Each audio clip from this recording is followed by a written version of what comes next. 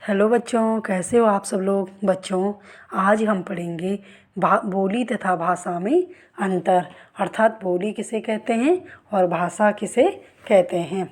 बच्चों, भाषा भाषा का अल्प विकसित रूप बोली कहलाता है। बच्चों, बोली एक सीमित क्षेत्र में बोली जाती है।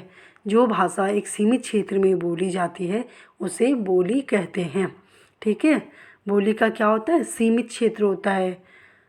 इसमें प्रायः साहित्य रचना नहीं होती है। बच्चों, इसमें साहित्य रचना नहीं होती है। जैसे साहित्य रचना से तात्पर्य है जैसे उपन्यास हो गए, नाटक हो गए, संस्मरण हो गए, रेखा चित्र हो गए आदि रचनाएं क्या होती हैं, ये साहित्य रचना बोली में नहीं होती है।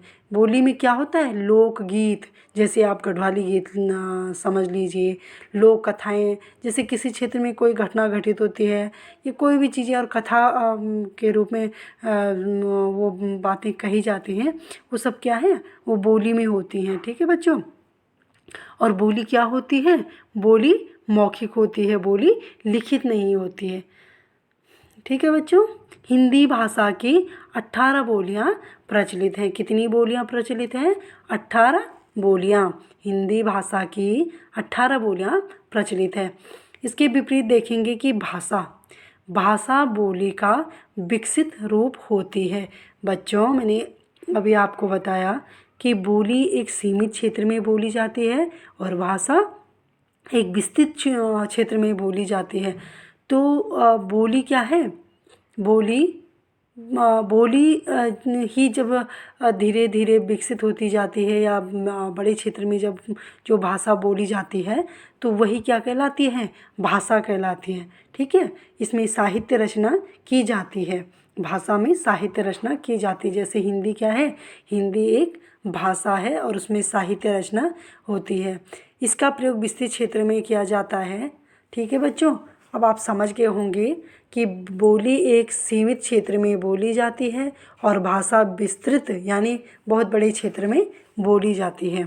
ठीक है, जैसे हिंदी क्या है, हिंदी बहुत बड़े क्षेत्र में बोली जाती है तो क्या है, हिंदी हिंदी एक भाषा है। ठीक है, जबकि जैसे आप ले लें कि गढ़वाली हो गया और ये बिहारी हो गया, ये सब क्या है, ये बोली है बच्चों। ठीक है बच्चों, भारतीय संविधान में 22 भाषाओं को मान्यता दी गई है। जो हमारा संविधान है, भारत का संविधान है, उसमें क्या है, 22 भाषाओं को मान्यता दी गई है और प्रत्येक राज्य की अपनी भाषा है। जैसे पंजाब की पंजाबी, पंजाबी भी एक भाषा है, गुजरात की गुजराती, असम की असमिया, कश्मीर की कश्मीरी, ये सब क्या है, ये भाषा हैं। ठीक है बच्चों, और बच्चों देखेंगे कि भारतीय संविधान में जो 22 भाषाएं हैं जिनको मान्यता प्रदान की गई वह कौन कौन सी हैं, वह हैं हिंदी, असमिया, बांग्ला, डोगरी, बोडो, उर्दू, नेपाली, गुजराती, कन्नड़, कश्मीरी, कोंकणी, मैथिली, मलयालम, मराठी, मणिपुरी, ओडिया, पंजाबी, संस्कृत, संताली है यहाँ पे लिखा हुआ बच्चों, जबकि ये गलत है, क्या होना चाहिए, संथाली, सिंधी, तमिल और तेलुगु, ये क्या हैं, ये भाषाएं हैं और इनको संविधान में मान्यता मिली है। पहले ये क्या थी, बोली थी और जैसे जैसे ये अधिक लोगों के द्वारा प्रयोग में लाई जाने लगी, अधिक से अधिक लोगों ने बोलना शुरू किया तो धीरे धीरे क्या हो गई, ये सब भाषा बन गई है। ठीक है बच्चों, अब देखेंगे बच्चों हम हिंदी भाषा का महत्व। हिंदी भाषा 78 करोड़ से भी अधिक भारतीयों के द्वारा प्रयोग में लाई जाती है। भारत में क्या है, लगभग 78 करोड़ लोग क्या बोलते हैं, हिंदी बोलते हैं, हिंदी का प्रयोग करते हैं। बच्चों, जो हिंदी भाषा है वह भारत के लगभग 10 राज्यों में हिंदी भाषा बोली जाती है। ठीक है, वैसे आपने ऊपर देखा कि कुछ जगह ऐसी जैसे पंजाब में पंजाबी, गुजरात में गुजराती, असम में असमिया, कश्मीर में कश्मीरी, इस तरह से भाषाएं बोली जाती हैं। लेकिन भारत के 10 राज्य ऐसे हैं जहां हिंदी ही बोली जाती है। जैसे मुख्य रूप से हैं उत्तर प्रदेश, उत्तराखंड, हरियाणा, दिल्ली, मध्य प्रदेश, हिमाचल प्रदेश, छत्तीसगढ़, बिहार। ठीक है बच्चों, यहाँ कौन सी भाषा प्रयोग में लाते हैं, यहाँ हिंदी यहाँ मुख्य रूप से हिंदी प्रयोग में लाई जाती है। ठीक है, यहाँ के जो काम कार्य होते हैं सरकारी ऑफिसों में, किस में होते हैं? हिंदी में। ठीक है, अंग्रेजी में भी होते हैं, लेकिन हिंदी में क्या है, ज़्यादा महत्व दिया गया है। बच्चों, फिजी, सूरीनाम, ट्रिनिडाड और मलेशिया, ये क्या हैं? ये देशों के नाम है। और फिजी, सूरीनाम, ट्रिनिडाड और मलेशिया क्या हैं? यहाँ क्या है बच्चों? हिंदी बोली जाती है। इन देशों में हिंदी बोली जाती है। 1991 की जनगणना के अनुसार हिंदी भाषियों की संख्या चीनी भाषियों से अधिक थी। बच्चों, जब 1991 की जनगणना हुई तो उस समय क्या था? जो चीनी भाषियों की संख्या थी वो हिंदी भाषियों से कम थी। ठीक है, हिंदी भाषियों की संख्या क्या थी? ज़्यादा थी चीनी भाषियों से। ठीक है बच्चों, आज विश्व में सबसे अधिक बोली जाने वाली भाषाओं में हिंदी का दूसरा स्थान है। यानी हिंदी क्या है? विश्व की दूसरी भाषा है। हिंदी न सिर्फ भारत में ही प्रयोग नहीं की जाती है, अन्य देशों में भी हिंदी का प्रयोग किया जाता है, जो कि मैंने अभी आपको बताया कि जैसे फिजी हो गया, सूरीनाम है, ट्रिनिडाड है, मलेशिया है, यहाँ क्या हिंदी का प्रयोग किया जाता है। ठीक है बच्चों, विदेशी फिल्मों का हिंदी में अनुवाद किया जाना इसके महत्व को दर्शाता है। बच्चों, जो विदेशों में जो फिल्में बनती हैं, ठीक है, उनका अनुवाद हिंदी में किया जाने लगा है। ठीक है, यानी हिंदी को बोलने और समझने वाले लोग क्या हैं? अधिक से अधिक हैं। इसलिए जो अन्य भाषाओं की जो फिल्में हैं उनका अनुवाद किस में किया जाता है? हिंदी में किया जाता है, और तब उनको दिखाया जाता है। ठीक है बच्चों, हिंदी धारावाहिक, विज्ञापन, समाचार चैनल आदि दूसरों के मुकाबले अधिक देखे जाते हैं। बच्चों, ये तो आप समझ ही सकते हो कि आप डेली टीवी देखते हो, और टीवी में आप देखते हो कि आप अंग्रेजी भाषा के चैनल नहीं देखते हो, कम देखते हो। ठीक है, आप क्या देखते हो? अधिक से अधिक हिंदी भाषा के चैनल देखते हो। ठीक है, नाटक देखते हो जो हिंदी में आते हैं, नाटक हो गया। आपके घरों में आपके पेरेंट्स जब न्यूज़ देखते हैं तो क्या देखते हैं? हिंदी समाचार ही देखते हैं, ना कि अंग्रेजी। बहुत ही कम लोग होंगे जो अंग्रेजी चैनल देखते होंगे, अंग्रेजी में समाचार सुनते होंगे। नहीं तो अधिक से अधिक लोग क्या हैं? हिंदी में ही समाचार सुनते हैं। ठीक है बच्चों, 14 सितंबर 1949 को हिंदी भारत की राजभाषा के रूप में स्वीकार की गई। बच्चों, आपको बता दें कि राजभाषा, मैंने पिछले वीडियो में भी आपको बताया था कि राजभाषा किसे कहते हैं। राजभाषा जिसमें हमारे देश के क्या होते हैं? हमारे देश के जो कार्यालय हैं, ऑफिस हैं, ठीक है, उनमें जिस भाषा का प्रयोग किया जाता है, ऑफिसों, कार्यालयों, ठीक है, में जिस भाषा का प्रयोग किया जाता है वह क्या हमारी राजभाषा कहलाती है। तो हिंदी क्या है? हमारी राजभाषा है। और 14 सितंबर 1949 को हिंदी को भारत की राजभाषा स्वीकार किया गया था। इससे पहले क्या थी हमारे यहाँ? इससे पहले अंग्रेज़ों की भाषा थी अंग्रेजी। ठीक है, अंग्रेजी में ही क्या होते थे बच्चों? ऑफिसों में कार्य होते थे। ठीक है, लेकिन 14 सितंबर 1949 को संविधान में यह हिंदी को राजभाषा के रूप में स्वीकार किया गया। यानी अब 14 सितंबर के बाद क्या थे कि जो भारत के सरकारी कार्यालय थे वहाँ क्या था? वहाँ हिंदी में ही कार्य होंगे। कोई भी सरकारी काम काज है वो हिंदी में होगा। साथ में अंग्रेजी को भी इन्होंने रखा, लेकिन हिंदी को राजभाषा स्वीकार कर दिया गया। ठीक है, केंद्रीय सरकार के कामकाज के लिए अनिवार्य घोषित की गई। यानी सरकार के जितने भी काम होंगे, कामकाज होंगे सरकारी ऑफिसों में, तो हिंदी भाषा में होंगे। पहले बच्चों, हिंदी को जब हमारा संविधान बना था तो संविधान में कहा गया था कि अंग्रेजी क्या है? सिर्फ 15 साल तक अंग्रेजी को सरकारी कार्यों के लिए रखा गया था। लेकिन क्या हुआ? धीरे धीरे क्या हुआ? उसका भी अंग्रेजी को भी भारतीय कार्यों में, सरकारी कार्यालयों में क्या हुआ? मान्यता मिली है। उसी में भी कुछ काम होते हैं, लेकिन ज़्यादा से ज़्यादा क्या है? हिंदी हमारी राजभाषा है, इसलिए हिंदी में ही कार्य होते हैं। ठीक है, 10 जनवरी को प्रतिवर्ष विश्व हिंदी दिवस मनाया जाता है बच्चों। इसमें आपको डाउट नहीं होना चाहिए। देखो 10 जनवरी को प्रतिवर्ष विश्व हिंदी दिवस मनाया जाता है। मैंने आपको समझाया कि हिंदी न केवल भारत में ही नहीं बोली जाती है, हिंदी विश्व भर में बोली जाती है। और 10 जनवरी को विश्व हिंदी दिवस मनाया जाता है। और 14 सितंबर को भारत में हिंदी दिवस मनाया जाता है। ठीक है बच्चों। हिंदी विश्व की एकमात्र वैज्ञानिक भाषा है जो बोलने और लिखने में समान है।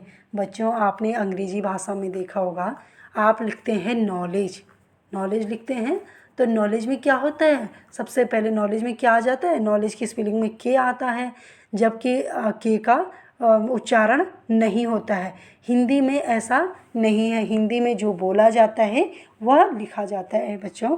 ठीक है, तो यह क्या है, यही इसकी वैज्ञानिकता है, हिंदी की वैज्ञानिकता है यह कि क्या जो हम बोलते हैं वो लिखते हैं। ठीक है, ये बोलने और लिखने में समान है, जबकि अंग्रेजी ऐसी नहीं है। दूसरा है बच्चों, हिंदी भारत के साथ फिजी देश की राजभाषा भी है। हिंदी भारत की ही राजभाषा नहीं है बल्कि फिजी देश की भी राजभाषा है। और राजभाषा कौन होती है, जिसमें सरकारी कामकाज होते हैं वही राजभाषा कहलाती है। संपूर्ण भारत में हिंदी का प्रयोग राजभाषा, राष्ट्रभाषा तथा संपर्क भाषा के रूप में किया जाता है।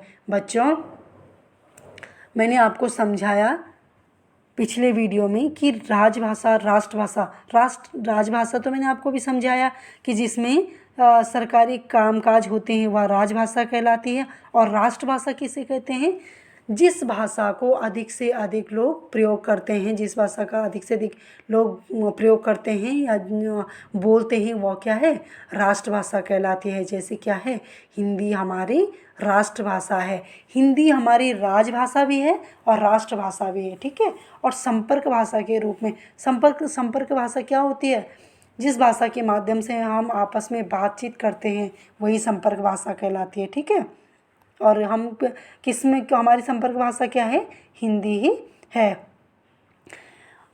इतनी विशेषताएं शायद ही किसी अन्य भाषा में दिखाई दे, अतः हिंदी का प्रयोग करते समय हमें गौरव का अनुभव करना चाहिए। ठीक है बच्चों, अब देखेंगे हम लिपि किसे कहते हैं और हिंदी की लिपि क्या है। ठीक है, प्राचीन काल में जब मानव ने मौखिक भाषा का प्रयोग आरंभ कर दिया तब उसे अपने विचार दूर बसे सगे संबंधियों तथा अन्य लोगों तक पहुंचाने की आवश्यकता का अनुभव हुआ। ऐसे में उसने मुख से निकली हुई ध्वनियों के लिए कुछ चिन्ह अंकित करने आरंभ कर दिए। यह चिन्ह लिपि कहलाए। बच्चों प्राचीन काल में जब आदि मानव थे तो वो क्या करते थे, उनको भाषा का तो कोई ज्ञान था नहीं, तो क्या करते थे, आपस में संकेत करते थे अपने विचारों को व्यक्त करने के लिए। जैसे वो कुछ बोलना चाह रहे हैं तो उनको भाषा का ज्ञान तो था नहीं, तो संकेतों के माध्यम से आपस में क्या करते थे, बातचीत करते थे। लेकिन धीरे धीरे जैसे वो उनका विकसित रूप होने लगा, जैसे वो विकसित होने लगे तो उन्हें क्या लगा कि हम आपस में तो दो लोग आमने सामने बैठे हैं, उनको तो हम कुछ अपने विचार संकेतों के माध्यम से बता सकते हैं, लेकिन जो दूर बसे उनके सगे संबंधी हैं उन तक पहुंचाने का उन्होंने आवश्यकता हुई, उनको अनुभव हुआ कि हमें जैसे कुछ संदेश देना है तो कैसे देंगे।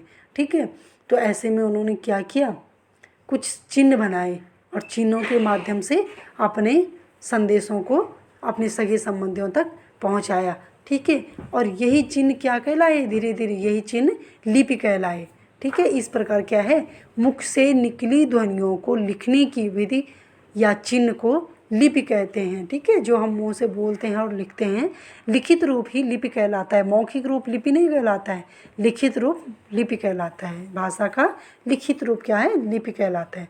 ठीक है बच्चों, प्रत्येक भाषा की अपनी लिपि होती है और एक से अधिक भाषाओं की एक लिपि हो सकती है। जैसे देखेंगे हम कि संस्कृत की लिपि क्या है, देवनागरी है, हिंदी की लिपि देवनागरी है, गुजराती, नेपाली और मराठी, 5 भाषाओं की लिपि क्या है, देवनागरी है। कौन कौन, संस्कृत, हिंदी, गुजराती, नेपाली और मराठी, इनकी लिपि है देवनागरी। ठीक है बच्चों, उर्दू की लिपि है फारसी, पंजाबी की लिपि है गुरुमुखी, बांग्ला की है बांग्ला, अंग्रेजी की लिपि है रोमन, जर्मन की रोमन, फ्रेंच की लिपि है रोमन और जापानी की क्या है हीरागाना, काताकाना, कांजी। ठीक है बच्चों, अक्षरों की खोज लगभग 6000 साल पहले हुई। अक्षर यानी धीरे जैसे ये चिन्ह बनाए गए तो इनकी खोज कब हुई, लगभग 6000 साल पहले हुई। अक्षरों व लिपि की खोज होने के कारण ही मनुष्य अपने विचारों को आने वाली पीढ़ियों के लिए सुरक्षित रखता आया। बच्चों, यदि यदि लिपि न होते यानी हम जो अपने भावों को अक्षरों के माध्यम से प्रस्तुत न करते तो जितने भी विद्वान हुए हैं हम उनके विचार हम तक कैसे हमें कैसे प्राप्त होते। जब लिपि जब भाषा का लिखित रूप हुआ, जब भाषा लिखित रूप में प्रस्तुत होने लगी तब क्या है, तभी विद्वानों के क्या हैं जो विचार हैं वो लिखित रूप में हमें प्राप्त होते हैं। ठीक है, जिससे हमें क्या मिलता है, ज्ञान मिलता है। ठीक है, उनके विचारों को जानने का अवसर प्राप्त होता है। ठीक है बच्चों, तो ये रही हमारी लिपि। अब हम देखेंगे साहित्य। सदियों से विद्वानों व शिक्षाविदों के विचारों व रचनाओं को लिखित रूप में संजोकर रखा जाता रहा है, जिनके अध्ययन से ज्ञान व जानकारी में वृद्धि होती है। ये रचनाएं अनुभव व चिंतन पर आधारित होती हैं। बच्चों, साहित्य क्या होता है कि जो महान विद्वान हुए हैं, ठीक है, जैसे कवि, तो ये जो भी महान विद्वान हुए हैं तो इन्होंने क्या है, अगर इन्होंने अपने विचारों को क्या किया, लिखित रूप में संजो कर रखा। अपने विचारों को किसी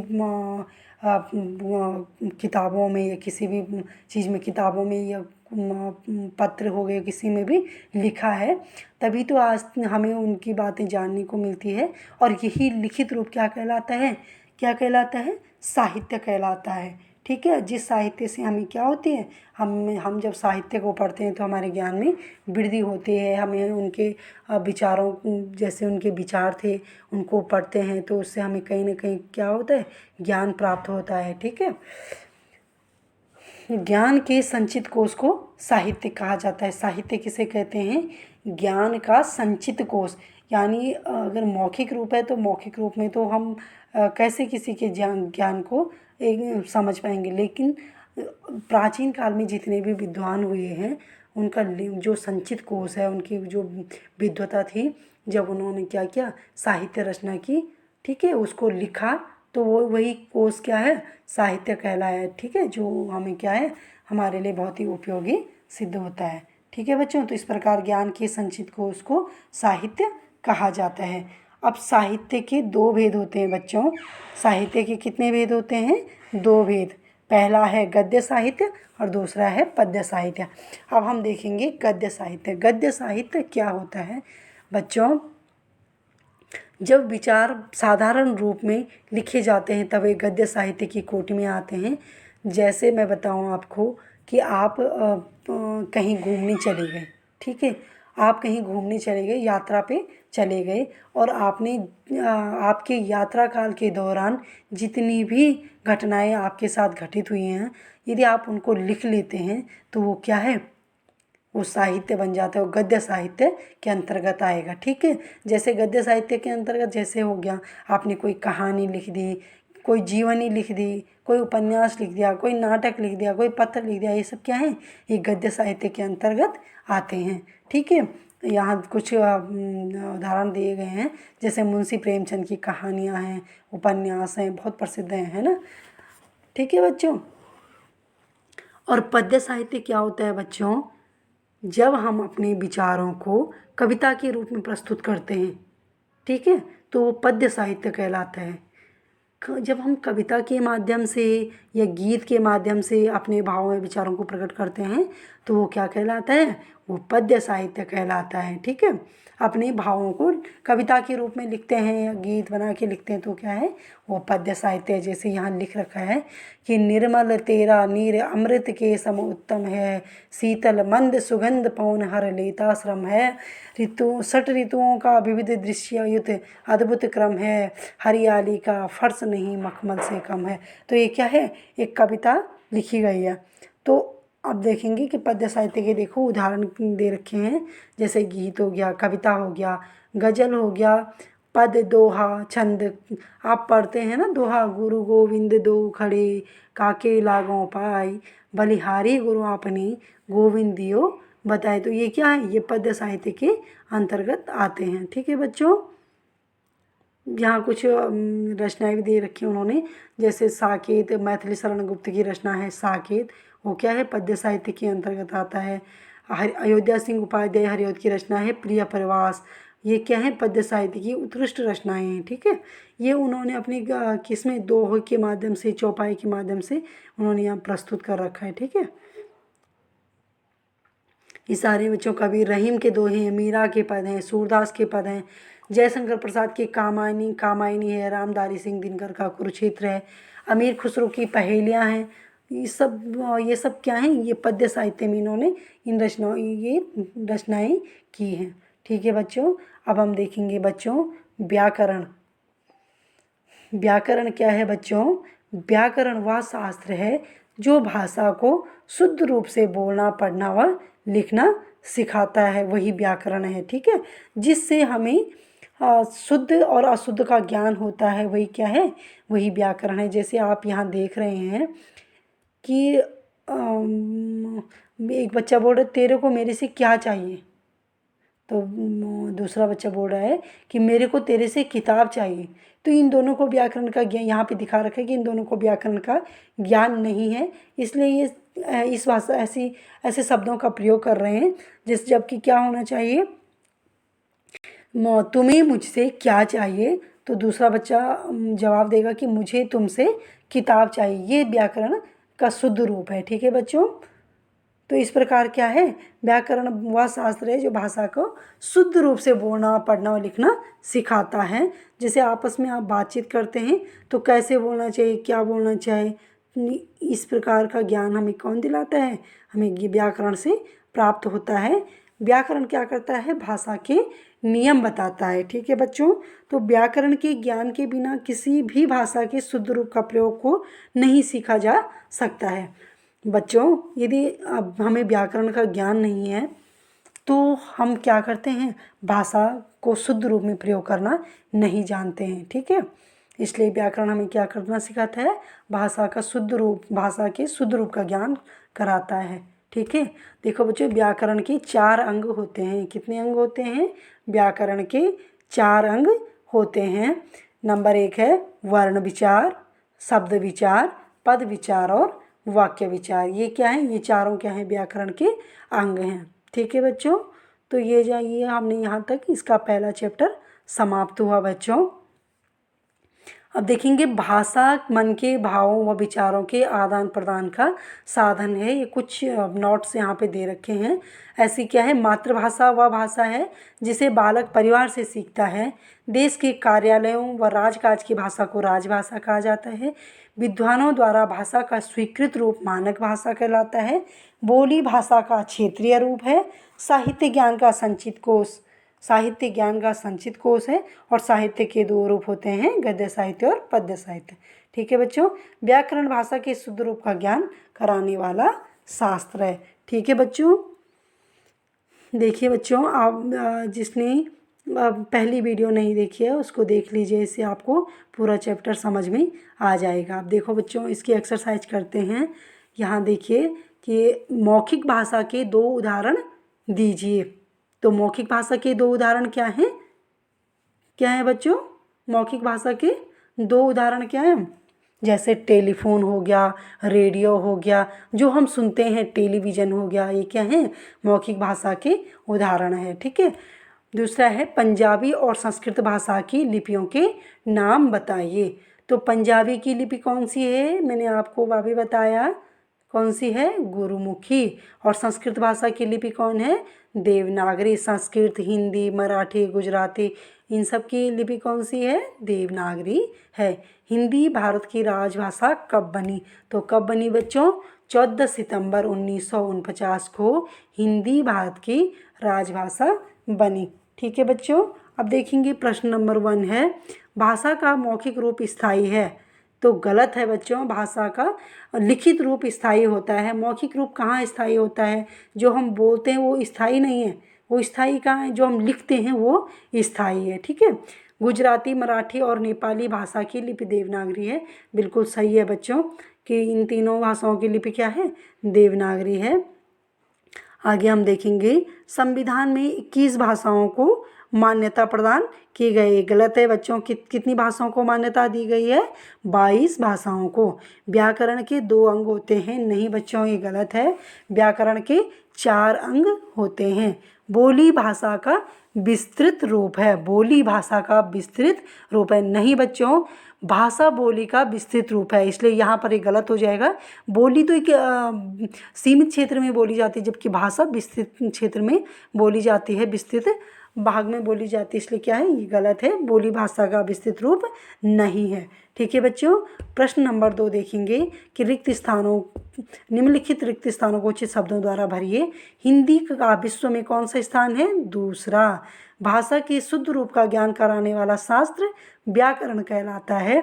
साहित्य के 2 रूप होते हैं, गद्य साहित्य और पद्य साहित्य।